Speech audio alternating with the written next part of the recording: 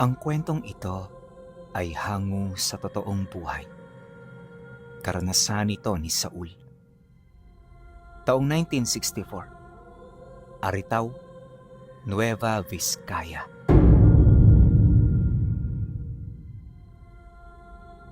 Ilang buwan ang lumipas pagpasok ng taong ito. Naging mayabong ang mga pananim ni Saul sa kanyang bukid. Inaasahan niya ang magandang kita sa paparating na gapasan.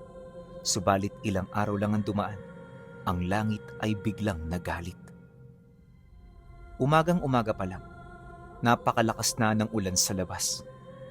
Para itong mga latigong humahampas sa kanyang mga pananim na siya namang dahan-dahang lumulunod sa bawat bunga ng palay na ilang buwan niyang pinaghirapang pagandahin.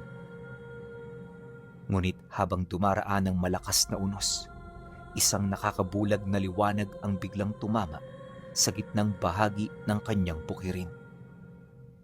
Hindi niya mawari kung ano ito, pero nakita niya na tumama ito sa matandang puno ng santol na nasa pagitan ng kanyang mga pananim. Ang puno ay nasa gitna. Itinanim ito ng lolo niya para magsilbing pahingahan nila kapag nagtatrabaho sila sa bukid. Malaki ang pakinabang ng puno kay Saul dahil bukod sa lilim, napagkukunan niya pa ito ng bunga kapag nagpapalipas oras siya. Pagbaling niya sa puno, kagad niya itong napansing lumiyab kasabay ng pagbagsak ng kalahati ng sanga nito. At habang naaapula ng ulan ng apoy, isang asul na liwanag ang nakita niya na nakatarak sa katawan ng puno. Dala ng kuryosidad, di siya nagdalawang isip na puntahan ito kahit napakalakas pa ng ulan. Abot bewang din ang dinaanan niyang baha pero hindi siya roon nagpatinag. At pagkaraan lang ng ilang minuto, narating niya ang kinaroroonan ng puno. Doon, sa pagitan ng mga nagbabagang sanga, nakita niya ang isang batong kasing linaw ng kristal. Ngunit may tila buhay na kuryenteng sumasayaw sa loob nito. Nang masipat niya yon ang kanyang mga mata, kagad na sumagi sa kanya ang mutya ng kidlat na minsang naging sentro ng kwento ng lolo niya noong bumisita ito sa kanilang tahanan. Dahil sa mga naalala niyang yon, matinding pagkagulat at pagkamangha ang kanyang naramdaman. Gusto niya itong hawakan pero nagdadalawang isip ang puso niya. Subalit kalaunan, napagpasyahan na rin niyang sundin ang kanyang kalooban. Paghawak niya sa bato, kagad niyang naramdaman ang pagdaloy ng isang kakaibang init at lakas sa kanyang mga ugat. Ang kanyang pandama ay tumalas na parabang bawat patak ng ulan, bulong ng hangin, ay kanya na ring nauunawaan. Alam niyang hindi ito normal, kaya naman bago pa lumala ang lahat, dali-dali na siyang bumalik sa kanyang tahanan. Pagpasok niya sa loob, nakita niya ang kanyang asawa at mga anak na abala sa pag-iinom ng kape. Papasapit na kasi noon ang madaling araw at hindi na rin makatulog ang mga ito, dulot ng matinding lamig. Pagsilay ng kanyang asawa sa kanya na basang-basa, kagad siya nitong inabutan ng tuwalya. At saan ka na naman ba pumunta, Saul? Bakit basang-basa ka? Nakapagkape ka na ba? Nang marinig ito ni Saul, hindi siya kagad nakasagot dahil patuloy niya pa rin pinakikiramdaman ng bertud na hawak-hawak niya sa kaliwang kamay niya. Pagbalik ng kanyang wisyo, kagad siyang yumuko at maamong sumagot sa asawa niya ng, "Hindi pa, mahal. Yung mga alaga kasi nating hayop tiningnan ko. Mataas na kasi kanina ang baha. Baka kako may nalunod na sa kanila." Dahil sa kanyang sinabi, hindi na sumagot ang asawa niya. Sa halip, tahimik na lang siya nitong pinagtimpla ng kape. Nang masipat niya ang ginawa nito, kahit papaano'y napanatag na rin ang kanyang puso. Hindi na rin muna niya inisip ang tungkol sa nakuha niya dahil naniniwala siya na merong araw para roon. Dumaan ang ilang linggo, ang kristal ng bertud ay nanatili sa kanyang tabi. Para masigurong hindi niya yon maiwala, Binigkis niya ito sa kanyang bewang na parabang isang habak. Wala rin siyang pinagsabihan ukol dito dahil alam niya na ang mga ganoong uri ng bertud ay madaling maglaho at mawala kapag may nakaalam patungkol sa pag-iral nito. At hanggat maaari, hindi niya tinuklas ang bawat abilidad nito dahil nakasisiguro siya na sa tamang panahon ay magagawa din itong magpakilala sa kanya. Ngunit sa tagal ng linggong dumaan, tila bang walang naging pagbabago maliban sa kanyang mga napansin noong una niyang nakuha ito. Kaya naman para mapatotohanan na buhay ang tangan niyang bertud, nagpasya siya na ito ay subukin. Isang hapon, nang mataong wala siyang ginagawa, bumaba siya ng baryo. Ang rason niya, gusto niya noong makausap ang lolo niya ukol sa lugar na madalas nitong nagiging panakot sa mga anak niya. At yun ay walang iba, kundi ang isang tagong sityo sa lugar ng Kumon. Ayon sa kanyang lolo, na ang lugar na yon ay sauda ng mga aswang. Lahat ng nakatira rito ay mga nilalang na nasa panig ng kaliwa na walang ibang ginagawa kundi ang magbenta ng karne ng tao. Kagaya ng mga ordinaryong tao, ang sityo ay merong sariling gobyerno. Sila ang nagtatakda ng mga batas na kailangang sundin ng bawat isa. Nauso rin sa kanila ang saudan, kung saan isang beses sa isang buwan, nagkakatipon ang mga nilalang sa lahat ng dako para magbenta at mamili ng mga pagkaing nais nilang matikman. Dagdag pa nito na, hindi basta-bastang mapupuntahan ang lugar na yon, lalo pat punong-puno ng sabulag ang bawat daang nag-uugnay dito. At ang tanging paraan para marating ito ay sumama sa taong nakakaalam dito.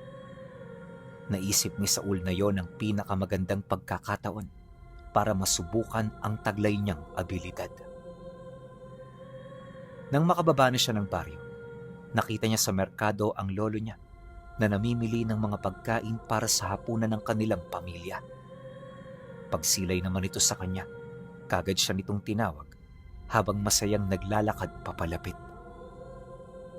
At nang magkaharap na silang dalawa, kagad siya nitong niyakap habang nagwiwika ng, Mabuti naman at bumaba ka, Saul. Matagal na kitang hinihintay dito. Yung lola mo kasi nangungulila na sa inyo. Tayo na, para makapaghapunan tayo ng magkasama. Dahil sa sinabi ng lolo niya, hindi naman siya nagdalawang isip na sumunod. Pagdating niya sa bahay nito, nadatnan niya ang kanilang mga kadugo na nagsasako ng mga manggang kakatapos lang anihin. Sa unahang bahagi rin ng bahay, nakatambak ang mga nyog na binabalatan para gawing kopra. Hindi may pagkakaila na may kaya sa buhay ang lolo't lola niya. Bunga na rin ng ilang dekada nitong sakripisyo, pagtitiis at pagdodoble kayod para lamang kumita ng maganda. At kahit hindi niya sabihin, isa rin yon sa kanyang pangarap, ang magkaroon ng kaginhawaan sa buhay at magkaroon ng tsansa na tumira sa baryo kung saan maraming tao silang pwedeng maging kakilala. Pagpasok nila sa loob, nakita niya kaagad ang lola niya at iilan niyang mga pinsan. Masaya itong lumapit sa kanya, nagtanong at higit sa lahat nangumusta. Pagkatapos ng usapan, tsaka na nagsimula ang hapunan. At nang mabusog na sila, dito na nito tinipon ang kanyang mga dadalihin. Lahat yon tinanggap niya hanggang sa magkaroon na siya ng pagkakataon na makausap ang lolo niya. Habang nagsasako sila ng mga buko at mangga, dito niya ipinagtapat ang totoong dahilan kung bakit siya pumunta. Lo, naalala niyo pa ba yung sinabi niyong nayon sa Kumon? Yung nayon ng mga aswang? Gusto ko hong pumunta ron, Lo.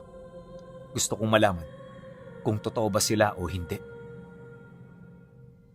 Nang marinig ito ng lolo niya, bigla itong napatigil sa pagsisilid ng mga buko. Kagad siya nitong tiningnan ng mata sa mata habang kaswal na sumasagot ng, Hindi mo gugustuhing pumunta roon, Saul. Maliban na lang kung meron kang gustong patunayan. Kilala kita. Alam kong naniniwala ka sa mga yan kahit hindi mo pa sila nakikita. Kaya yung rason mo, alam kong may mas malalim pa yung dahilan. Pwede naman kitang tulungan makapunta roon. Yun ay kung magiging tapat ka sa akin. Dahil sa sinabi ng lolo niya, kagad naman siyang napalingon sa paligid. Pinakiramdaman niya kung merong taong darating bago niya tuluyang ipakita ang nilalaman ng kanyang habak. At nung mapagtanto niyang walang taong umaaligid sa kanila, kagad niyang tinaas ang kanyang damit at doon nakita ng matanda ang maningning na asul na kristal na parabang naging kadikit na ng kanyang balat. Pagsilay dito ng lolo niya, abot langit ang naramdaman nitong gulat at pagkamangha. Hindi nito halos maisip kung papaano niya natangan ang ganoong kalakas na mutya. Saul, alam mo ba kung ano yan? Yan ang mutya ng kidlat. Hindi yan basta-bastang nakukuha ni inuman. At dahil nasa kamay mo yan, isa lang ang ibig sabihin. Pinili ka ng kalikasan. Mapanganib para sa iyo na pumunta sa baryong yun nang hindi ka pa handa. Sasamahan kita, apo ko. Yun ay kung sapat na ang lakas mo. Bukas bago tumilaw kang manok, bibisitahin ko ang bahay ninyo kasama ang kaibigan ko. Yun ang magtuturo sa iyo ng mga pamamaraan kung papaano makokontrol at mapapangalagaan ang ganyang kataas na uri ng sandata. Pagkasambit nito ng mga katagang yan, kagad nitong ipinatago ang mutya niya. Hindi na rin ito nagdalawang isip na pauwiin siya, lalo pat mapanganib para sa mga katulad niya ang maglakad ng 10 oras nang walang alam na pangdepensa. Nang marinig naman ito ni Saul, dali-dali siyang naglakad papauwi. Hindi niya alintana ang bigat ng sakong pasan niya, dulot ng takot mula sa mga sinabi ng lolo niya. Paglabas niya ng baryo, mabilis niyang tinahak ang daan. Noong una wala naman siyang kakaibang napapansin, pero habang tumatagal, dahan-dahan nang nakukuha ng atensyon niya ang pagdami ng huni ng mga insekto sa paligid. Paglubog ng araw, laking gulat na lamang niya nang may makita siyang isang lalaking walang pang-itaas na damit na naglalakad papasalubong sa kanya. Malayo pa lang napansin niya ang mga nanlilisik nitong mga mata, kaya hindi maipagkakailang kinabahan siya sa kanyang mga nakita. Ilang metro ang layo mula rito, sinubukan niyang kausapin ng lalaki. Ngunit imbis na sumagot, isang mahinang ungol ang kanyang narinig. Pagdaan nito sa kanyang tabi, sumambulat sa kanya ang amoy ng patay na halos ikaurong ng kanyang sikmura. Dala ng pagkagulat, kagad niya yung nilayuan hanggang sa bigla na lamang itong naglaho matapos niya itong tingnan. Walang sabi-sabi, kagad na kumaripas ng takbo si Saul. Yung sakong pasan-pasan niya, itinapon na niya sa gilid ng daan. Hindi niya na ito nilingon dahil hindi hamak na mas importante ang kanyang buhay higit sa mga bagay na yon. Maya-maya pa, nang masipat na niya ang kanilang tahanan, muli niyang narinig ang ungol ng lalaki na kanina'y nagbigay kilabot sa kanyang katawan. Wala siyang ideya kung saan ito nagmumula, pero malakas ang kutob niya na mabilis itong kumikilos papalapit sa kanya. Kaya naman para matakot ang nilalang, sumigaw-sigaw na rin siya habang tumatakbo. Ito ang naging daan niya upang mapanatili ang kanyang tapang sa katawan. At dahil dito, kung kaya't nakarating siya ng ligtas sa kanilang tahanan. Pagpasok niya ng bakuran, nang isara na niya ang pinto, dito niya nakita ang isang malaking baboy ramon na nakabuntot sa kanyang likod. Parang baga ng uling ang mga mata nito, tapos meron itong mahabang pangil sa pagitan ng kanyang uso. Matapos siyang titigan ng nilalang, kagad naman yung tumakbo patungo sa kakahuyan. At nung mawala na ito, tsaka pa lamang bumukas ang bahay nila kung saan naghihintay ang kanyang asawa na halos hindi na rin maipinta ang itsura. Paglapit niya rito, kagad siya nitong tinanong kung bakit panay ang sigaw niya. Nabanggit din ito ang tungkol sa mga pasalubong ng lolo niya dahil alam nito na doon siya pupunta. Ngunit nang marinig ito ni Saul, di siya kaagad nakasagot. Sa halip, inuna niyang isarado ang pinto bago niya kausapin ang kanyang asawa. Naiwan ko yung pasalubong na pinadala ni Lolo. Pero huwag kang mag-alala. Bukas na bukas kukunin ko yon. Pasensya ka na, mahal, ha? May nangyari lang na hindi maganda. Nang marinig ito ng kanyang asawa, hindi na siya nito kinausap. Alam naman kasi nito na hindi niya iiwan ang pasalubong ng mga kadugo nila kung walang nangyaring hindi niya inaasahan. Kaya naman sa halip na makipag-argumento, niyaya na lamang siya nitong kumain ng hapunan. Pagkasambit naman ito ng mga katagang yon, hindi na rin siya nagdalawang isip na sumunod. Habang nagsasalo-salo, muli siyang tinanong ng kanyang asawa sa kanyang mga nakita. Kanina pa kasi ito binabagabag ng mga kwento niya, lalo pat ito ang unang beses na mangyari yun sa kanya. Nang marinig naman yun ni Saul, bigla siyang napahinto sa pagkain. Kagad niyang tinitigan ng kanyang asawa na may mga bakas ng takot sa kanyang muka. Hindi siya kagad nakapagsalita. Marami siyang bagay na isinaalang-alang bago niya ipagtapat ang mga nangyari. Ngunit dala ng pagpupumilit ng kanyang asawa, wala na rin siyang nagawa kundi aminin ang totoo. Hindi ko alam kung maniniwala ka, pero kanina hinabol ako ng aswang. Nakasalubong ko yun sa daan at hindi ko inaasahan na hindi yun tao. Mabuti na lang matalas ang pakiramdam ko, kaya natakasan ko ang demonyong yon. Pero huwag kayong mag-alala. Bukas na bukas, hihingi ako ng tulong sa ating pamilya. Matapos niya itong ipagtapat, kaagad siyang napatingin sa mga anak niyang hindi halos makapaniwala sa kanyang mga sinabi. Bagaman hindi yun umimik, ramdam niya ang matinding takot ng mga ito. Kaya naman agad niyang binago ang paksa ng kanilang usapan. Pinalakas niya ang loob ng mga bata upang sa paglipas ng mga araw, hindi ito gaanong maapektuhan. Kinabukasan, bago pa man pumutok ang bukang liwayway, binulabog na sila ng mga katok sa pinto.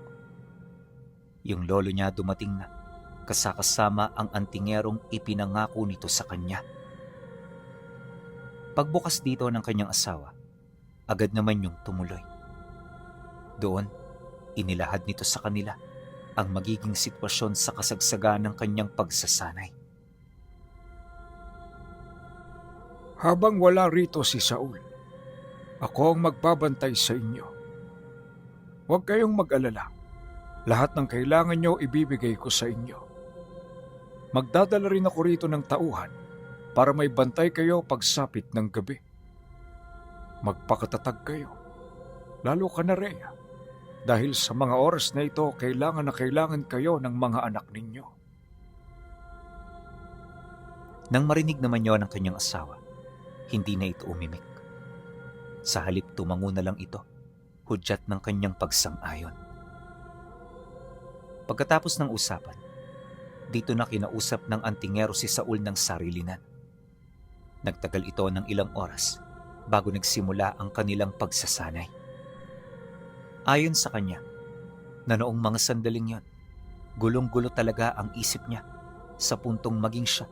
Hindi niya alam kung bakit napasok siya sa ganoong sitwasyon. Naguguluhan man, sinunod niya ang lahat ng nais ng antingerong nagtuturo sa kanya. Ang problema, sa loob ng 7 araw, wala talaga siyang natutunan. At kahit anong gawin niya, ang mutya ng kidlat ay hindi niya nagawang mapasunod. Nanatili itong tulog sa kabila ng matinding determinasyon na kanyang ipinapakita. Kaya naman pagkatapos ng mga araw ng matinding pagsasanay, ang antingerong nagtuturo sa kanya ay nagdesisyon na ring sumuko. Pasensya ka na, Saul. Pero mukhang wala kang pag-asa na matuto ng lihim na karunungan. Maaaring nga mutya ng kidlat ay hindi talaga para sa'yo. At nagkataong ikaw lang ang unang nakakita at nakahawak nito. Mas mainam siguro na ibalik mo na lang yan sa lugar kung saan mo yan kinuha. Nang marinig ni Saul ang sinabi ng antingero, hindi niya ito sinunod. Naniniwala kasi siya na sinusubukan pa siya ng mutya kaya hindi nito dinidinig ang kanyang mga pagtawag. Kaya naman sa halip na maagang sumuko, kahit nag-iisa, naglakas loob siyang makipagsapalaran. At kagaya ng payo ng antingerong nagturo sa kanya, bumalik siya sa pinagmula ng mutya. At kung anong oras niya ito nakuha, yun din ang oras na pumunta siya sa lugar na yon. Ayon sa kanya, wala namang kakaibang nangyari noong gabi.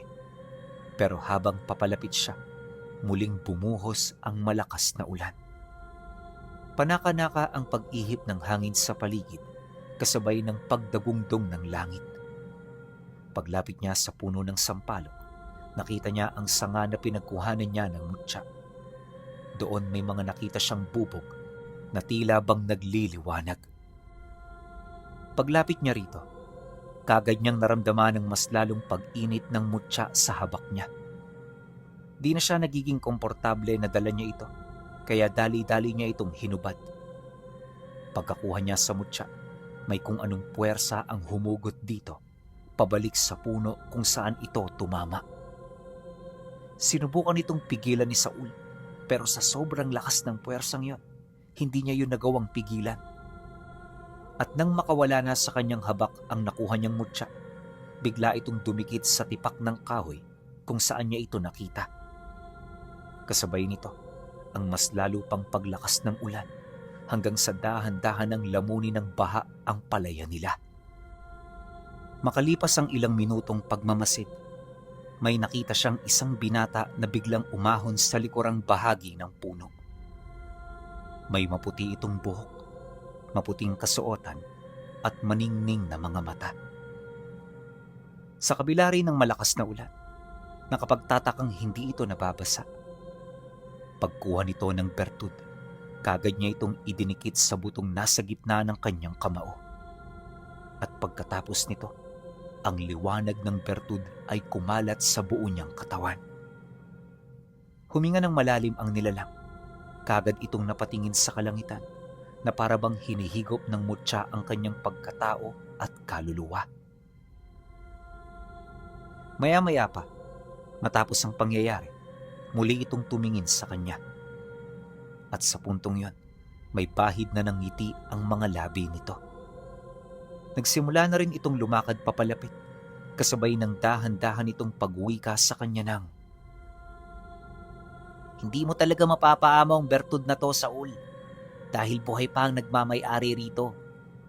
At ngayon nakabalik na siya sa akin. Hayaan mong bigyan kita ng pabor bilang parte ng aking pasasalamat.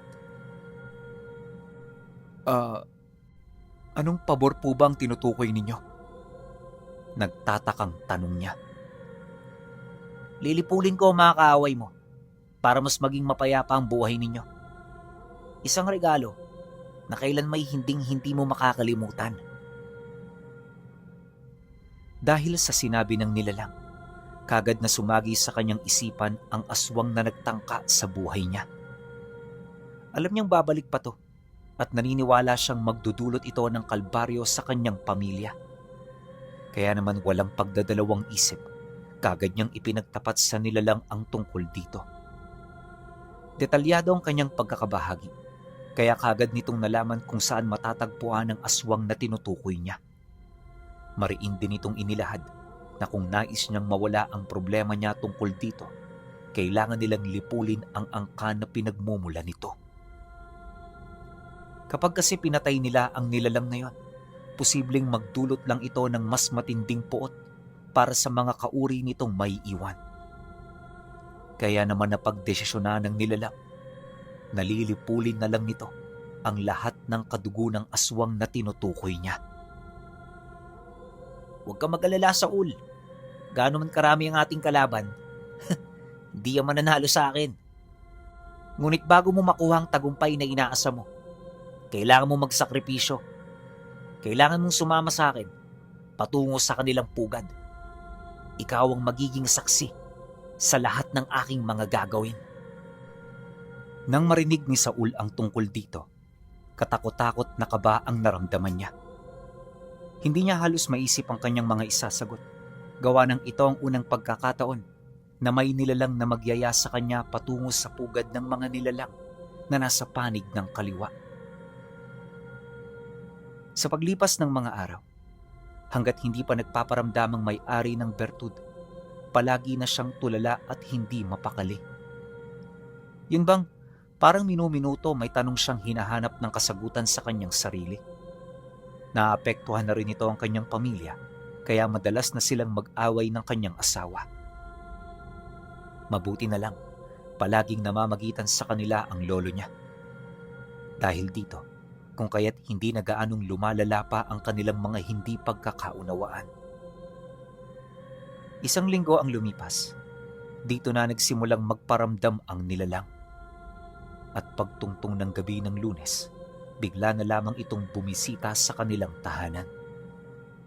Bandang 9:00 nang magpakita ito sa kanya.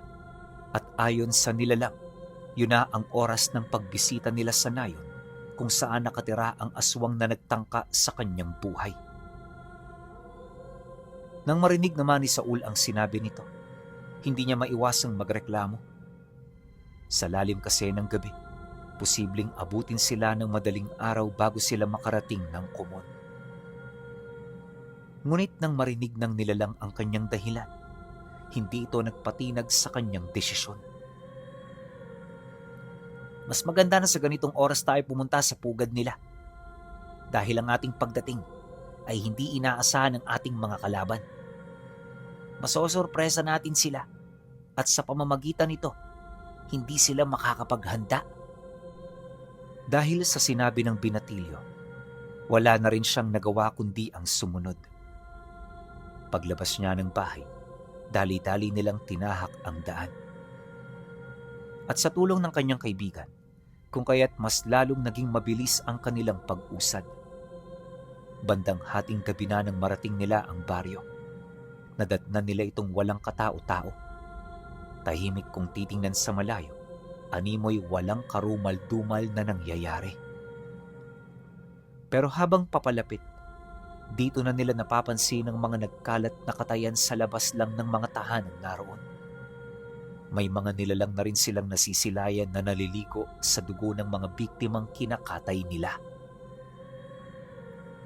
Nang masipat naman ni Saul ang mga pangyayari, hindi niya na ninais pang lumapit sa pugad ng mga ito. Ramdam niya kasi na anumang segundo ay posible siyang mamatay kung sakali mang pipilitin niya ang kanyang sarili. Kaya naman nang mapansin ng nilalang ang kanyang pag-aalangan, kagad siya nitong hinanapan ng lugar kung saan siya pwedeng mamalagi kasama ang kaibigan nito. Maya-maya pa, pagdating nila sa kawayanang nasa harapan lang ng baryo, doon sila iniwanan ng lalaking nagtataglay ng mutya ng kidlat. Ligtas ka na rito, Saul. At kung sakali mang may mangyaring hindi inaasahan, nakahanda ang kaibigan ko para iligtas ka sa kahit na anong banta. Pagkasambit nito ng mga katagang yon, kagad na itong naglakad patungo sa entrada ng nayon.